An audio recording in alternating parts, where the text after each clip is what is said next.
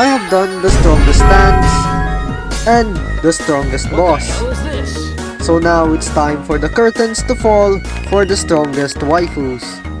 On the old JoJo game, there exists a Game Pass stand, a stand so powerful it literally gives you speed hacks faster than MIH and a relatively high DPS. And that stand is none other than Sakura Miko, my beloved. The first VTuber I've ever felt attached to and can't escape. Now, what abilities would this thing even have? Well, you see, first things first is the model. I'll be using the exact same model from the previous game since it doesn't look particularly bad, in my standards of course. As the totally pure Shrine Maiden, Sakura Miko's first skill summons a shrine or a torii gate. And if you are new here, you don't know yet that I have crippling particle addiction. So I put particles on my effects a lot. After summoning a shrine, you take a stance, then tackle the shrine, dealing 100 damage to anyone in the way.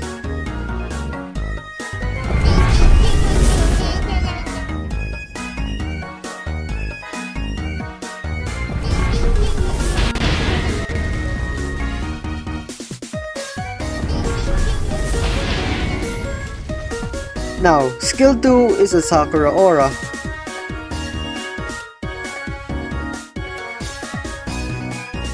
Where you are surrounded by blooming petals that deal stick damage to anyone near you.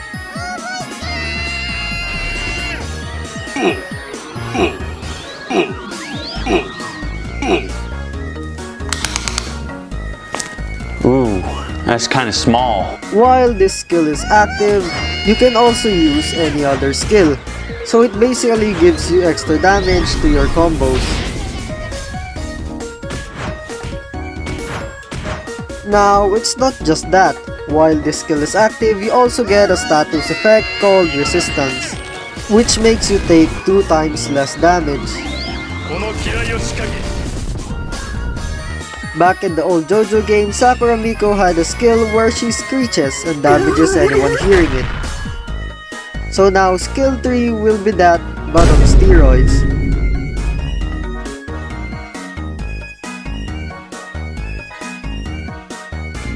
Knocking back opponents while also giving you a tiny speed boost. And I shouldn't forget to mention the large hitbox of this thing. Very befitting for my waifu.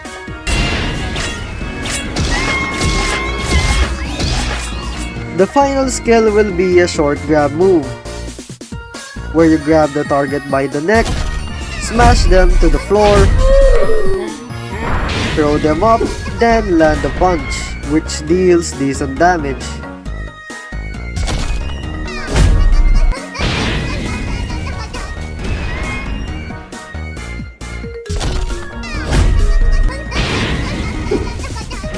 Now the obtainment method is still the same as before. It is a Game Pass stand, and the same Game Pass as before too. So if you already have bought this stand before, you can still equip it now. All you need to do is click the shrine. Now it wouldn't be fair if the new stand is just from a Game Pass, so I'll be making another waifu stand that does not come from a Game Pass. And that is none other than another Shrine Maiden, Yae Miko from Genshin Impact. Yes, I am down horrendous for pink-haired Shrine Maidens, don't mind me. Now for the model, I was lucky enough to find the Yae Miko hair mesh lying around. And as for the clothes, it was a big mess. Because I don't have blender skill and will never do. わらわの後に繰り返すんじゃ。あーん、ほれ早く。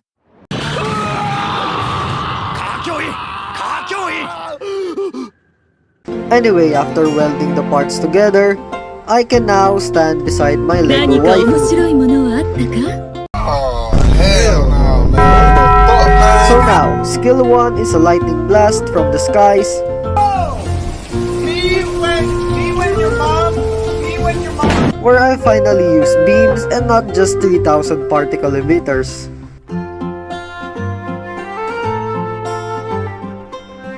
Although of course, I'll still put particles on it.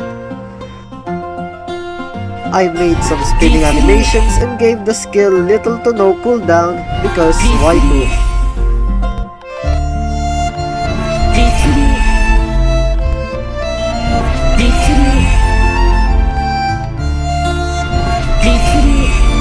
Now for the second skill, it's just the first skill but multiplied.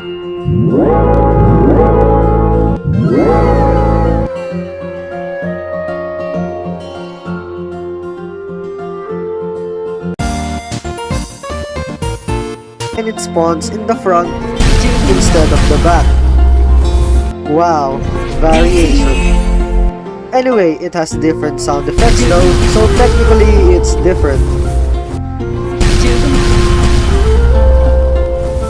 As for skill 3, I finally used beams yet again. And this time made a barrage type skill, where Yae sends continuous lightning strikes towards the front that also deals continuous damage to anyone the lightning touches.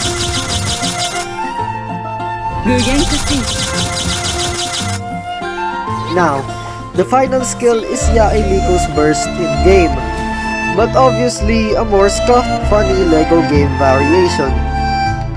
The effects was slightly modified, and by that I meant I changed one particle and added a fox sting and made it go in different directions.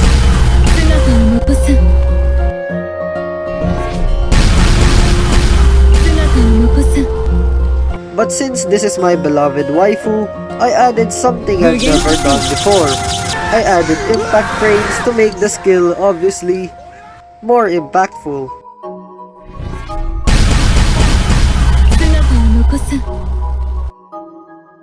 And also probably giving the user seizures, so warning flashy lights. And since I've already made an impact frame script, I've also started adding it to some moves of other stands. Now the obtainment method is simple. Talk to Yae and hand her 10 of your levels and you instantly get her and lose 10 levels in the process. Definitely worth it. As for the update, it won't just be these two stands. I've also added a few quests around the map, which includes a few new NPCs and a very noisy and angry Dio fanboy.